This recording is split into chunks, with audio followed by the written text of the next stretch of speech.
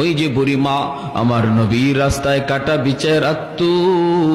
মায়ার নবী ফজরের সময় মসজিদে যাওয়ার সময় কাটাগুলি হাত দিয়া সরায় সরায় নবী মসজিদে যাইতেন।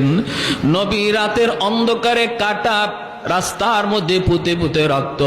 একদিন সর্বপ্রথম যেদিন নবী বুঝতে পারেন নাই, ওই দিন নবীর পায়ের তালা থেকে 40টা বিষাক্ত কাটা নবী বের করছেন।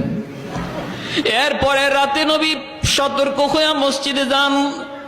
সতর্ক হইয়া কাটাগুলি সরাইয়া আমার নবী, রহমতের নবী, সরওয়ারে দু জাহান, তিনি মসজিদে যান কাটাগুলি সরায়া। একদিন আমার নবী দেখেন রাস্তায় কাটা নাই। নবী জিজ্ঞেস করেন আজকে রাস্তায় কাটা নাই কেন? মানুষজনকে, হুজুর আপনার প্রতি যেই মহিলা কাটা বেচাইতো সে অসুস্থ, বিছানায় পড়া, এজন্য আজকে রাস্তায় কাটা নাই। রহমতের নবী কয় আমারে তোমরা নিয়ে যাও, আমি আমার বুড়ি মারে, অসুস্থ মারে দেখতে যাব।